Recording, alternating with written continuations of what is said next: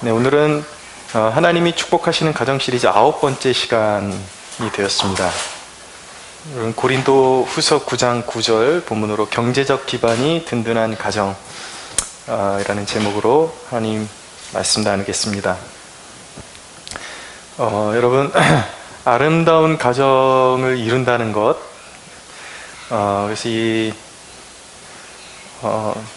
단순히 그냥 화목한 것만으로는 되지 않습니다. 이 금전적인 문제, 돈 문제도 가정의 행복에 굉장히 중요한 역할을 하기 때문입니다. 제가 지금 말씀드리고자 하는 것은 이렇게 하면 돈을 몇 배로 돌려받는다, 뭐 이런 방법론이 아니에요. 그런 것이 아니라 하나님, 우리의 필요에 합당한 하나님의 물질의 공급과 그리고 우리의 그런 재정적인 것을 보호하시는 하나님의 은혜에 대해서 나누고 싶은 것입니다. 먼저 우리가 본격적으로 나누기 전에 기독교 안에 왜곡된 그 물질관이 형성되어 있는 이 부분에 대해서 좀 알아야 됩니다. 보통 기독교인들 안에 좀 만연하게 퍼져 있는 돈에 대한 사고방식은 돈은 악하다라고 그렇게 이제 알고 있는 것입니다. 그런데 여러분, 돈에는 위험성이 다분한 것은 사실이에요. 거기에 빠져들면 굉장히 상당히 위험한 요소가 있죠. 그러나 돈 자체는 사실은 중립적인 것입니다. 선하지도 않고 악하지도 않은 것이죠. 누구에게 들어가느냐에 따라서, 어떻게 사용하느냐에 따라서 악하기도 하고 또 선한 용도에 쓰임받을 수 있는 것이 돈인 것입니다. 또 하나 기독교인들 사이에 돈에 대한, 물질에 대한 왜곡된 개념은 무엇이냐면, 기독교인은 그냥 맹목적으로 청빈해야 된다라는 그런 의식이 퍼져 있습니다. 청빈이라는 것이 탐욕적이지 않고 깨끗함을 추구하면서 가난해야 된다라는 뜻을 가지고 있거든요. 그래서 마치 가난한 것이 하나님의 뜻인 양 이야기는 하지만 많은 그리스도인들의 삶의 모습을 보면 참 모순된 게, 그리스도인은 청빈해야 된다라고 이야기는 하지만 주로 목회자들이나 어떤 영적 리더들에게만 그 요구를 하고, 정작 자신들은 그런 가난에 대해서 그렇게 사모함이 없는 그런 모습을 보게 되죠. 자신도 지킬 그런 능력이 되지 않으면서 누군가에게는 청빈해야 된다라고 그렇게 잣대를 갖다 대는 그런 흐름이 있습니다. 물론 아주 귀하게 자기의 삶을, 그러니까 하나님의 은혜 가운데 모든 것을 내려놓고 스스로 가난하게 된 사람들이 있습니다. 자진해서 청빈하게 된 사람, 그런 사람들은 귀감이 되지만 그런 삶을 보편화시키는 것은 굉장히 좋지 않습니다. 위험합니다. 기독교 안의 논쟁 중에 그 고지론과 미답지론이라는 것이 있습니다. 좀 어려운 그 용어인데, 고지론이라는 것은 무엇이냐면, 우리 그리스도인들이 은혜 받아서 높은 자리, 그러니까 정계의 높은 자리에도 진출해야 되고, 또 경제계에 CEO도 나와야 되고 회장도 나와야 되고, 이런 높은 자리에 올라서 거룩한 영향력을 끼쳐야 된다라는 그런 지론이 바로 고지론입니다. 근데 미답지론이라는 것은 무엇이냐면, 아니다, 그리스도인은 낮은 곳으로 내려가야 된다. 그래서 못 살고 헐벗고 굶주리고 이런 사람들에게로 내려가서 섬기는 그런 역할을 해야지, 그리스도인들이 사회 높은 곳으로 진출하는 것은 성경적이지 않다라고 말하는 사람들이 바로 미답지론자들이라고 말씀드릴 수가 있습니다. 근데 이 고지론과 미답지론이 계속 경쟁이 붙고, 어느 것이 더 성경적이냐 그러면서 이제 논쟁을 벌이기도 합니다. 근데 보면 이 두 가지 다 너무 지나치게 표면에 집중하는 것을 볼 수가 있습니다. 여러분, 하나님의 뜻이 높은 자리에 가서 영향력을 끼치는 것이겠습니까? 아니면 모든 것을 버리고 낮은 곳에 가서 영향력을 끼치는 것이겠습니까? 둘 다 성경에는 포함되어 있어요. 근데 사람들이 불필요한 논쟁거리를 만들어서 서로 이것이 이제 서로 등지고 있는 것이 아닌데 서로 사람들이 그 이론을 너무 이렇게 칼로 이렇게 베듯이 해서 그리스도인들은 높은 곳으로 가야 된다, 그리스도인들은 낮은 곳으로 가야 된다. 여러분, 어디로 가야지 하나님의 뜻인가? 그리스도인들은 무조건 높은 곳으로 가면 안 되는 것인가? 성경은 분명히 성경의 전체적인 개념을 통해서 볼 때는 높은 곳으로 가는 사람도 필요하고 낮은 곳으로 가는 사람도 필요하다라는 것을 말씀하고 있습니다. 근데 우리는 주로 너무 표면적인 것에 얽매여 가지고 논쟁거리가 아닌 것을 가지고 논쟁을 벌이는 그런 모습들을 보이고 있습니다. 근데 중요한 것은 무엇이냐면 부르심을 따라가는 거예요. 무조건 높은 곳에 가지 않는 것이 좋은 것이 아니라 나를 향하신 하나님의 부르심이 무엇이냐.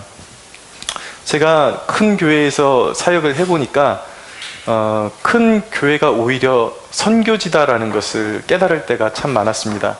왜냐하면 사람들은 많은데 보살필 목회자는 너무 부족하고 그러다 보니까 구원의 확신도 없고 정작 수년을 교회에 다녔는데도 복음이 뭔지도 모르는 청년들이 너무 많더라는 것이죠.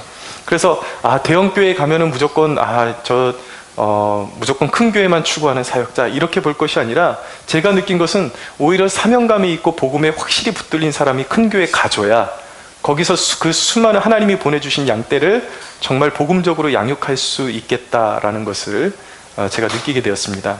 그러니까 어떤 자리에 가느냐 이게 중요한 것이 아니라 우리 그리스도인들의 삶의 그런 해답은 무엇이냐면 그곳이 높은 곳이든지 표면적으로 높은 곳이든지 표면적으로 낮은 곳이든지 우리 그리스도인들이 추구해야 될 삶은 무엇이냐면 어느 곳에서든지 십자가를 지는 삶을 추구해야 된다라는 것이 성경이 말씀하고 있는 거예요.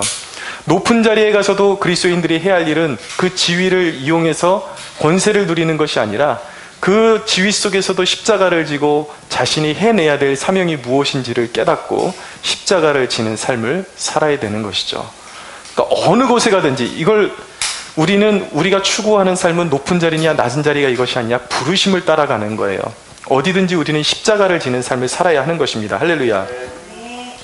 자, 물질에 관한 것도 마찬가지. 이 얘기를 왜 드리냐면 부자가 하나님의 뜻이냐 무조건 가난하게 되는 것이 하나님의 뜻이냐 여기에는 사실은 정답이 없다라는 것이죠. 하나님이 어떤 이에게는 많은 물질을 맡기실 수가 있습니다. 어떤 이에게는 비교적 적은 물질을 맡기실 수가 있어요. 그럼에도 불구하고 하나님이 주신 그 물질에 대한 올바른 개념은 무엇이냐면 얼마만큼 버는 것이 정말 그리스도인다운 삶이냐 거기 포커스가 있는 것이 아니라 물질을 주신 참된 목적을 깨닫고 낮은 마음으로 그 물질을 섬김의 방향으로 그것을 사용할 수 있어야 된다는 것. 그것이 바로 물질의 올바른 방향성인 것이죠. 보세요. 여러분 우리가 순교자적인 삶을 살아야 된다라고 그렇게 말을 많이 합니다. 근데 우리가 정말 어떤 일을 하든지 순교하는 각오로 일을 해야 된다라는 그런 개념으로 그런 말을 사용하는 것이지 우리가 순교자적인 삶을 살아야 된다 그래서 누군가가 만약에 정말 매일매일 하나님 저 순교시켜 주세요, 순교시켜 주세요 그런 식으로 기도하고 그런 바람을 갖는다라 하면은 여러분 그게 얼마나 어리석은 고백이겠습니까? 순교가 도대체 어떤 건지로 알고 함부로 우리는 정말 하나님 앞에 충성을 다하겠습니다라는 각오로 순교자적인 삶을 추구한다라고 고백할 수 있지만 그것을 문자적으로 내 삶 가운데 나는 순교하고 싶어요, 순교하고 싶어요.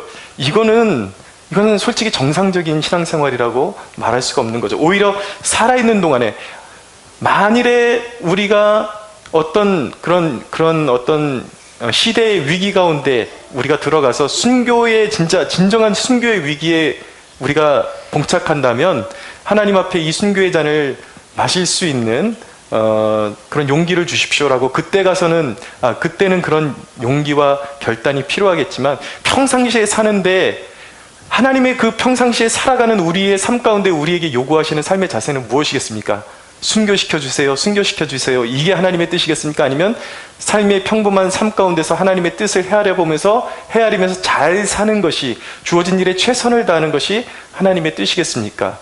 당연히 주어진 자리에서 하나님의 뜻을 분별하면서 옳게 살아가는 것이 하나님의 뜻이겠죠. 마찬가지로 우리가 입버릇처럼 그 가난이 뭔지도 모르면서 가난이 기독교적이다 라고 말해서는 안 되고 실질적인 우리의 삶 가운데 고난이 강권적으로 우리의 삶에 하나님의 허락 가운데 엄습해오기 전까지 우리는 어떤 물질적인 그런 관념을 가져야 되냐면, 하나님이 주시는 물질을 잘 벌어서 잘 사용할 수 있는 방향으로 우리는 마음에 그런 결단을 품고 하나님 앞에 물질을 구하며 물질을 사용할 수가 있어야 하는 것입니다. 여러분, 우리 신앙생활에 가장 중요한 단어가 무엇이냐면 만족이라는 단어예요. 만족. 성경에 보면은 긍정적인 의미로 약 26회 정도, 26번 정도 만족이라는 단어가 나오죠.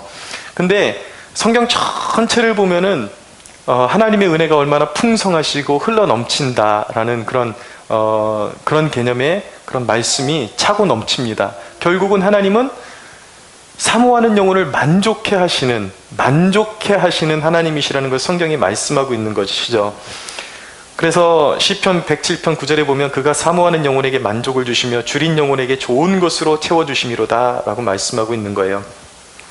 여러분, 우리 그리스도인 가정의 그 재정의 목표는 축적하는 것, 쌓아두기만 하는 것이 목적이 아니라 진정으로 우리의 삶 가운데 만족이 되는 경제적 기반을 세우는 것이 우리의 가정이 세워야 할 경제적 목표임을 기억해야만 하는 것입니다. 그래서 여러분, 하나님께서는 우리의 삶을 만족시켜 주세요. 우리의 재정을 만족시켜 주세요. 그것이 하나님의 뜻입니다. 믿으십시오. 그러면 어떻게 하면 우리의 가정에 물질적으로 허덕이지 않고 정말 만족이 되는 경제적 기반을 세울 수 있는가? 첫째는 그리스도의 통치권을 인정하는 것입니다. 많은 이들이 영적인 부유함에 이르지 못하는 이유가 무엇이냐면, 예수님을 믿을 때 그리스도는 인정해요. 예수님이 나의 그리스도다, 구원자이심을 인정해요.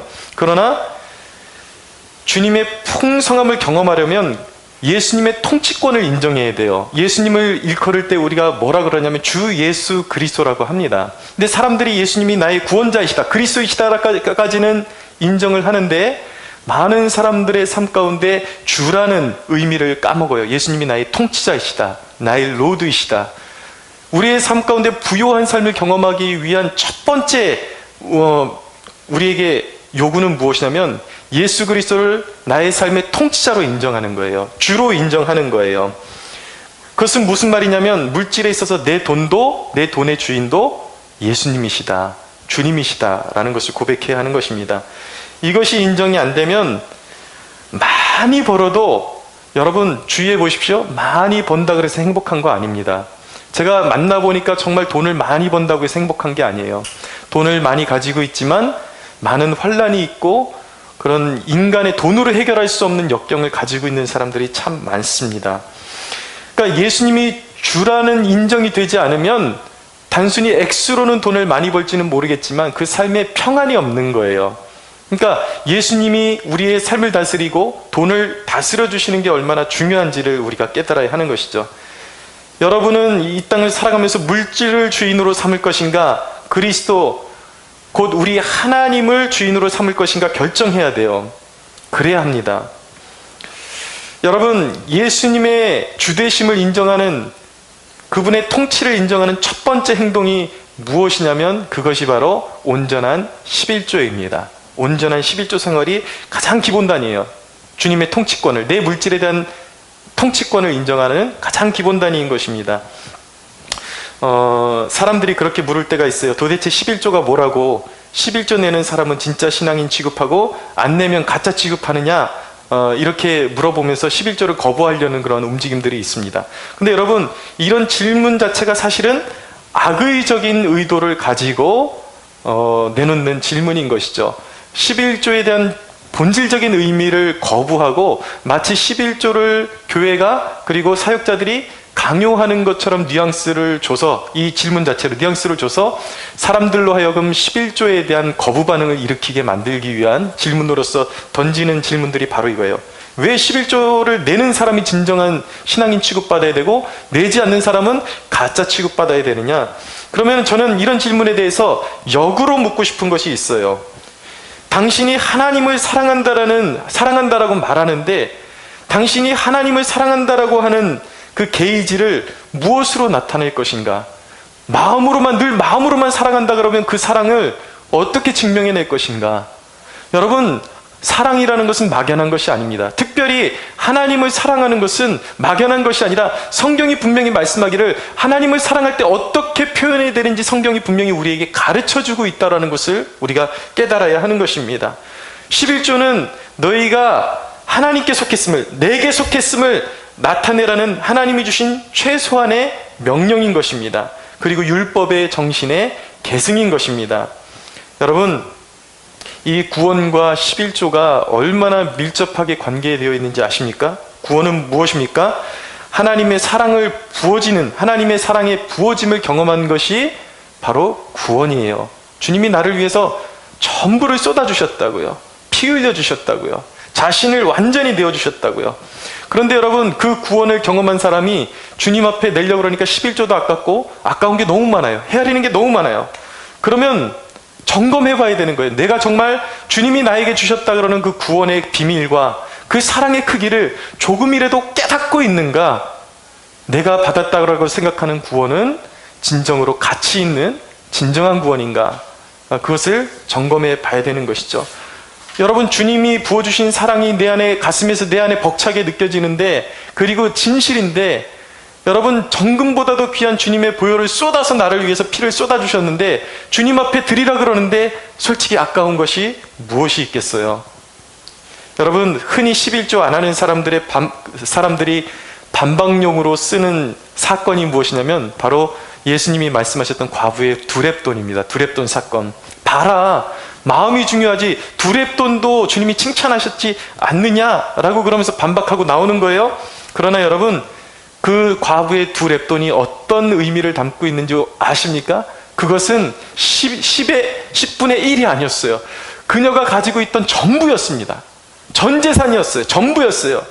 여러분, 온전한 11조 하나도 지키지 못하면서 두렙돈 근처에도 가지 못하는 헌신을 가지고 그 두렙돈하고 자기의 헌신하고 비교한다는 것 자체가 죄악스러운 것이죠. 여러분, 어찌 그 한 여인의 생활비 전부를 낸 것과 10분의 1만 내라는 것도 못 내는 자기의 헌신을 비교조차 할 생각을 할 수가 있겠습니까? 그것은 죄악된 것이죠.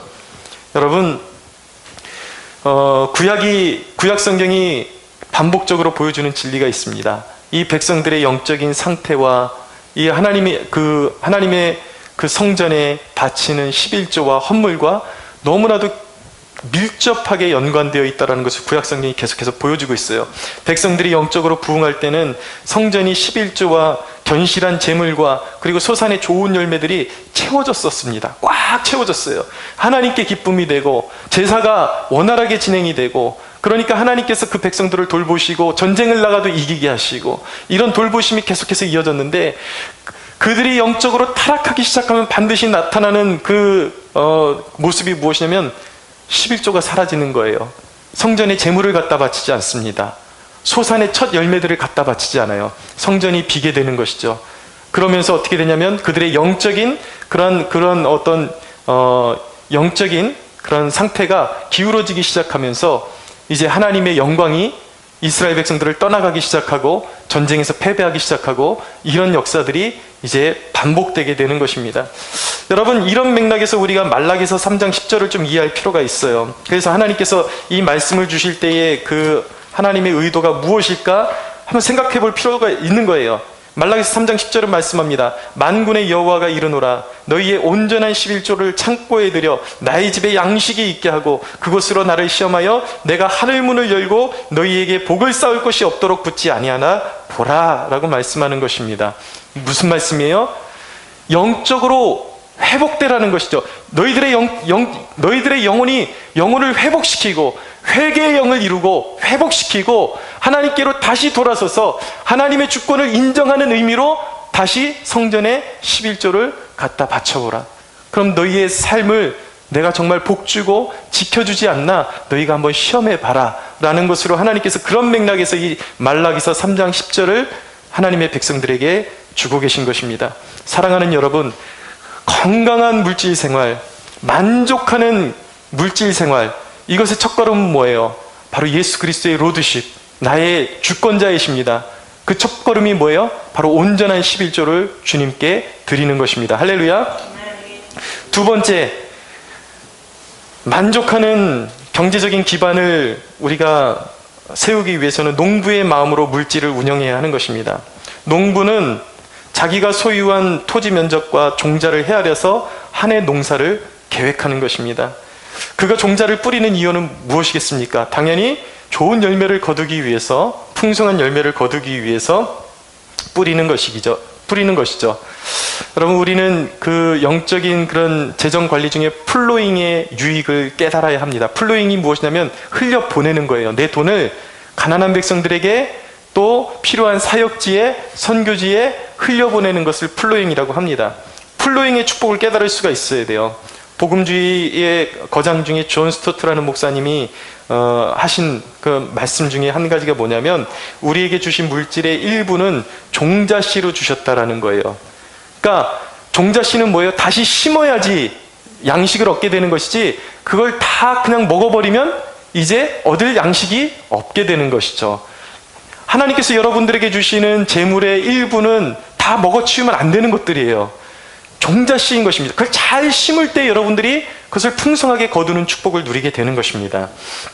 여러분, 우리가 이 그 플로잉에 관한 그런 교훈을 나누면서 반드시 유의해서 살펴봐야 될 기사가 있는데, 예수님께서 비유로 말씀하신 불의한 청지기 비유가 있습니다. 이 비유를 우리는 깊이 각인의 마음속에 심어놔야 하는 것입니다. 여기 보면은 불의한 청지기가 나와요. 근데 주인이 네가 하는 짓이 좀 불의하니 내가 이제 너를 이제 그 직분을 빼앗아 버리겠다. 주인이 이야기하니까 이 청지기가 지혜를 발휘합니다. 그러면서 자기가 쫓겨날 때에 자기가 누군가 지금 여유가 있을 때, 조금이라도 기회가 있을 때 누군가를 미리 섬겨두면 내가 쫓겨날 때에 누군가가 나를 받아주고 도움을 주지 않을까라는 그러한 생각에서 지혜를 발휘하죠. 그래서 기름 100마를 빚진 그런 사람을 불러다가 당신이 몇 마리를 빚졌느냐 물어보고 100마리라 그러니까 여기 문서에다가 빨리 50이라고 써라. 그래서 50으로 탕감을 해줍니다. 그리고 어떤 사람은 밀 100석을 빚을 졌는데 불러다가 여기 빨리 80이라고 써라. 그래서 또 탕감을 해주는 거예요. 그러니까 이 불의한 청지기가 이제 쫓겨났을 때에 이 탕감받은 사람들이 고마움으로 그 사람을 영접해 주는 것이죠. 어떻게 보면은 우리의 그냥 이성적으로는 잘 이해가 가지 않는 그런 비유이긴 하지만 여기에는 깊은 영적인 그런 놀라운 교훈이 여기에 담겨 있는 것입니다. 우리가 기회가 있을 때 영혼의 친구를 사귀어 놓아야 우리 인생의 위기가 올 때에 건짐을 받게 된다라는 그러한 영적인 교훈을 여기서 얻게 되는 것입니다. 여러분, 이 물질에 관한 교훈에 대해서 알려줄 때에 참 바보 같은 소리를 하는 사람들이 있습니다. 그리스도인들 가운데서도 나는 11조 해도 몇 배로 축복받지는 못하더라. 이런 얘기하는 사람들이 있어요.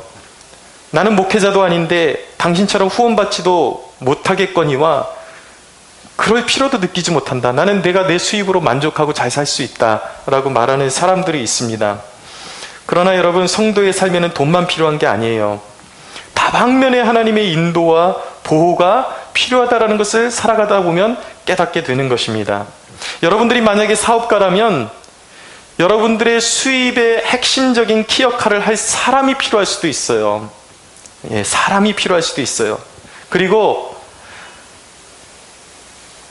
여러분들이 어떤 물질 생활을 할 때 물질을 더 벌 수 있는 지혜가 필요할 수도 있습니다. 하나님은 그런데 여러분들에게 꼭 필요한 은혜를 주신다는 것을 꼭 기억해야 돼요.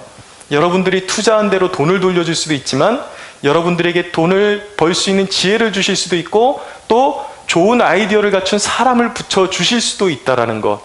꼭 필요한, 여러분들이 투자한 액수만큼 돌려받는 것이 아니라 여러분들이 인생의 진정 필요가 무엇이냐를 하나님이 헤아리시고 인생의 위기 가운데 하나님께서 그런 도움을 여러분들에게 보내주신다라는 것을 믿어야 하는 것입니다. 할렐루야. 여러분, 또 그런 질문을 할 수 있겠죠. 재벌들 보십시오. 재벌들은 헌금 같은 거 안 하고도 잘만 벌지 않느냐. 근데 무슨 헌금을 뭐 11조를 내고 플로잉을 하고 그게 무슨 소용이 있느냐. 근데 여러분, 그런 질문 해보셨습니까? 그 재벌들, 하나님을 떠나 있는 재벌들의 영혼의 끝을 생각해 보았습니까? 그들이 벌어서 다 어디로 가게 되는지?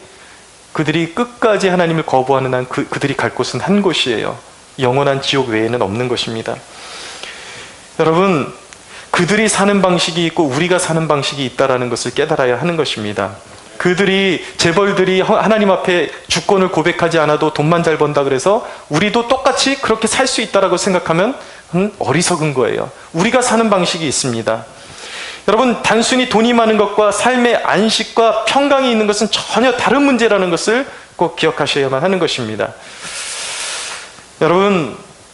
여러분이 물질로 하나님을 섬기는 것을 기뻐할 때에 더 물질로 섬길 수 있도록, 비록 여러분들이 목회자처럼 저처럼 어디서 후원을 받는 것은 아니지만 그럴 가능성이 있는 것은 아니다 하더라도 하나님께서 여러분들의 그 마음의 의중을 보시고 정말 좋은 일에 쓰기를 원하는 여러분들의 마음을 보시고 그 마음이 연락될 때에, 여러분들이 회사 생활할 때에 하나님은 더 많은 물질로 섬길 수 있도록 여러분들의 부서를 옮겨주실 수도 있고, 또 뜻하지 않게 이 회사에서 진급을 하나님께서 이루어 주실 수도 있어요. 여러분, 예전에 제가 그런 경험이 있습니다. 저희 이태원의 아주 작은 교회에 제가 잠깐 유학 준비한다고 공부하면서 이렇게 노느니 작은 교회 청년들 좀 맡아가지고 거의 무료로 차비만 주면 제가 무료로 가서 이제 섬겨 드리겠다고 어느 교회에 그렇게 얘기를 했더니, 이태원에 있는 작은 교회 제가 거의 1년 정도를 섬겼던 적이 있어요. 말 그대로 한 몇십만 원 그냥 오며 가며 이제 차비 정도만 되는 정도만 받았는데, 그 시즌에 그 교회에서 필요한 차량을 이제 구입한다고 이제 성도들에게 이제 작정 헌금을 좀 했으면 좋겠다라는 그런 제안이 있었습니다. 근데 저는 솔직히 제 그때 포지션이나 이런 것들, 제가 받는 그 사례비나 이런 것들을 생각했을 때에 그냥 이렇게 눈 감고 그냥 못 본 척 해도 될 만한 상황이었어요. 근데 제가 그렇게 큰 액수는 아니었습니다. 50만 원을 제가 작정하고, 어려운 상황이었지만 그래도 저에게는 큰 돈이었어요. 당시에 50만 원을 작정하고 이제 그것을 제 사례비에서 조금씩 떼어가지고 갚는데, 바로 제가 50만 원을 작정하고 나서 얼마 있다가 제 아내가 그때 이제 회사를 다니기 시작했는데, 저는 그냥 50만 원을 전체를 다 해서 50만 원을 작정했을 뿐인데 하나님께서 아예 제 아내의 월급에서 바로 그 다음 달인가 아예 월급을 50만 원을 올려주시더라고요. 그러니까 저는 그냥 순간적으로 작은 돈을 하나님 앞에 드렸을 뿐인데, 하나님은 그것을 가상히 여기셨는지 매달 50만 원씩 더 받을 수 있도록 하나님은 그렇게 우리 가정에 역사해 주셨던 것입니다. 믿으십시오. 여러분, 하나님은 여러분들이 정말 물질로 섬기고자 하는 좋은 마음이 있을 때에 하나님은 여러분들이 그것을 더 좋은 마음으로 더 섬길 수 있도록 길을 열어주시는 하나님이십니다. 물질을 버는 것도 중요하지만 필요 없는 것으로 세지 않는 것도 보호예요. 은혜예요. 그것이 중요해요. 제가 많은 경우들을 보니까 많이 버는 사람일수록 참 어이없이 돈이 많이 나간다라는 것을 이제 보게 되었습니다. 그럼 많이 벌어도 늘 돈 때문에 희한해요. 많이 버는데 돈 때문에 허덕이는 사람들을 참 많이 봤습니다. 근데 하나님께서 하나님 나라를 향한 물질의 헌신을 통해서 하나님이 하나님의 백성들에게 주시는 축복이 무엇이냐면, 아까 그 말라기서 말씀 이어서 보면은 제가 말씀을 읽어드리겠습니다. 말라기서 3장 11절에서 12절에 보면, 만군의 여호와가 이르노라, 내가 너희를 위하여 메뚜기를 금하여 너희 토지 소산을 먹어 없애지 못하게 하며 너희 밭에 포도나무 열매가 기한 전에 떨어지지 않게 하리니 너희 땅이 아름다워짐으로 모든 이방인들이 너희를 복되다 하리라. 만군의 여호와의 말이니라. 할렐루야. 진정한 축복, 많이 버는 것만이 능사가 아니에요. 여러분, 번번이 가족이 누가 다치고 아프고 입원하고 자동차 사고 나고 일이 번번이 터지면 벌어들인 것이 다 허튼 대로 새나가게 되는 것이죠. 하나님이 우리가 벌어들인 것들을, 여러분들이 벌어들인 것들을 메뚜기가 먹지 못하게 하고 황충이 먹지 못하게 보호해 주시는 것이, 그것이 축복임을 깨달아야 하는 것입니다. 근데 하나님이 그렇게 해주시겠다라는 거예요. 너희를 보호해 주겠다. 개그맨 중에 정선이라는 자매가 있는 거 여러분도 아시죠? 정선이라는 자매. 이 자매가 한 그 기독교 TV에 나와가지고 간증하는 장면을 잠깐 보게 되었는데, 처음에 이제 그 많은 목사님들이 그 설교할 때에 이런 11조가 성경적이지 않다라는 목사님도 있고, 이건 반드시 해야 된다고 말하는 목사님도 있고, 예, 저도 반드시 해야 된다고 말하죠. 그러다 보니까 왠지 11조를 반드시 해야 되는 그런 설교를 들을 때는 거부 반응이 일어나고, 꼭 그렇지 않아도 될 텐데 라고 그렇게 거부 반응을 이제 보였다라는 거예요. 자기가 자기의 삶을 늘 돌아보니까 빚에 허덕이고 삶에 늘 여유가 없고 버는 대로 빠져나가고 너무 그 삶이 곤고했다라는 것입니다. 그래서 한번 실험해보는 그 차원에서, 그래, 한번 온전한 11조 한번 드려보자. 그 11조를 그때부터 드려보기 시작했다는 거예요. 지식으로가 아니라 이제 한번 해보자. 온전한 11조를 하나님 앞에 드리기 시작했더니 희한하게 하나님이 허튼 대로 물질을 세는 것을 막아주기 시작하시면서 삶에 안정이 오기 시작하다라는 것입니다. 이것이 바로 하나님께서 메뚜기가 먹지 못하게 하고 황충이 먹지 못하게 하는 생활의 안정을 가져오고 우리 삶에 진정한 만족을 주시는 하나님의 축복임을 믿으시기 바랍니다. 여러분, 플로잉, 이 물질을 흘려보내는 것은요, 주님이 걸어가신 길을 따르는 순종의 길이라는 것을 우리가 깨달아야 하는 것입니다. 고린도후서 8장에 있는 말씀 읽어드립니다. 고린도후서 8장 9절에 보면 이렇게 말씀합니다. 우리 주 예수 그리스도의 은혜를 너희가 알거니와 부요하신 이로써 너희를 위하여 가난하게 되심은 그의 가난함으로 말미암아 너희를 부요하게 하려 하심이라. 주님께서 우리를 위해서 가난하게 되셨어요. 그래서 우리에게 부요함을 주실 수 있게 된 것입니다. 우리가 물질을 나누는 것은 주님의 발자취를 따르는 거예요. 잠시 우리가 가난하게 되는 길을 선택함으로 말미암아 결국은 그 물질을 받는 사람을 부요케 하고, 결국은 하나님의 은혜 가운데 나의 삶 가운데도 다시 채워주시는 은혜로 하나님께서 채워주시는 것입니다. 13절에서 15절에 보면 이런 말씀이 있습니다. 이는 다른 사람들을 평안하게 하고 너희는 곤고하게 하려는 것이 아니요 균등하게 하려 함이니 이제 너희의 넉넉한 것으로 그들의 부족한 것을 보충함은 그들의 넉넉한 것으로 너희의 부족한 것을 보충하여 균등하게 하려 함이라. 기록된 것 같이 많이 거둔 자도 남지 아니하고 적게 거둔 자도 모자라지 아니하였느니라 라고 말씀하고 있습니다. 여러분, 물질을 흘려보내는 것은 놀라운 능력이 있습니다. 흘려보내면 내가 가난해지는 것이 아니라 같이 부요해져요. 한 곳을 허덕이는 것을 살려내고 하나님께서 또 나에게 힘을 종자를 주셔서 나에게 다시 물질을 얻을 수 있는 힘과 능력을 하나님께서 허락해 주시는 것입니다. 물질을 모으기만 하는 것은 이기적일 뿐만 아니라 타락의 길이에요. 그걸 금방 썩어버리는 것입니다. 그러나 물질을 흘려보내면 함께 살아나는 역사가 일어나게 되는 것입니다. 할렐루야. 네. 고린도후서 9장 6절에서 10절 보면 이런 말씀이 있습니다. 이것이 곧 적게 심는 자는 적게 거두고 많이 심는 자는 많이 거둔다 하는 말이로다. 각각 그 마음에 정한 대로 할 것이요 인색함으로나 억지로 하지 말지니 하나님은 즐겨내는 자를 사랑하시느니라. 하나님이 능히 모든 은혜를 너희에게 넘치게 하시나니 이는 너희로 모든 일에 항상 모든 것이 넉넉하여 모든 착한 일을 넘치게 하려 하심이라.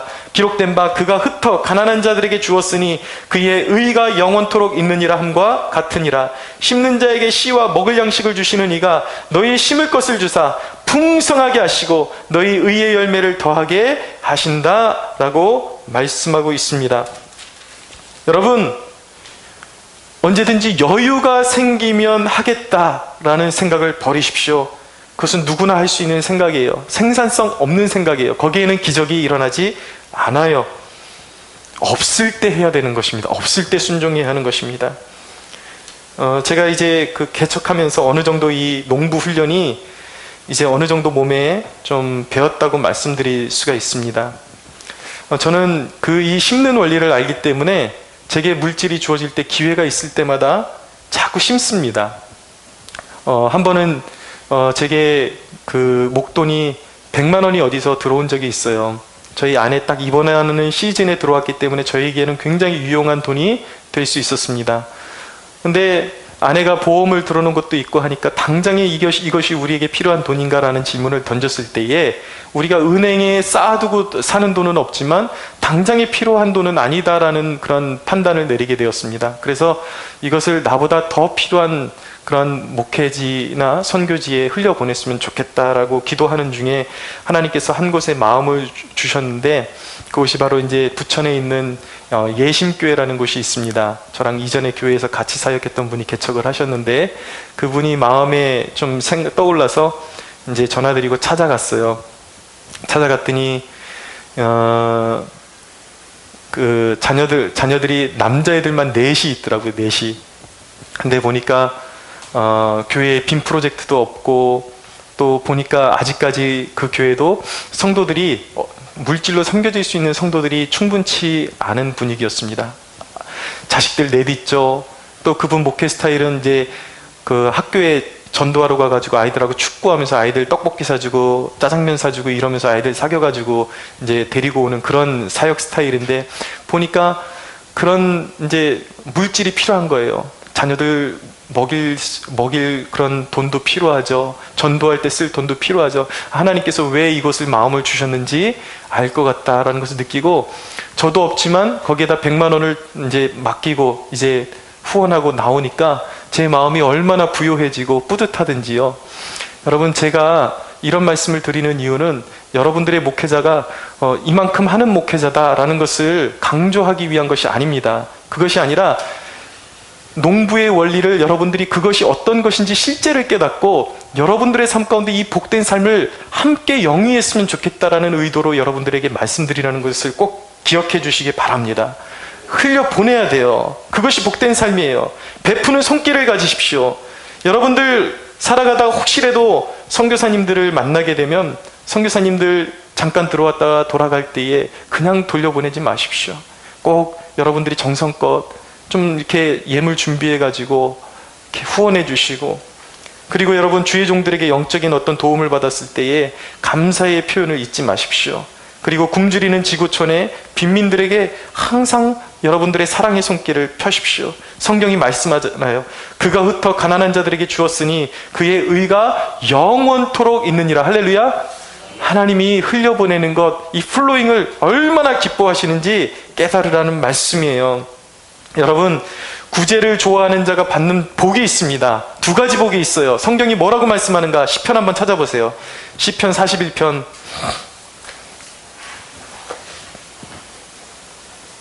시편 41편.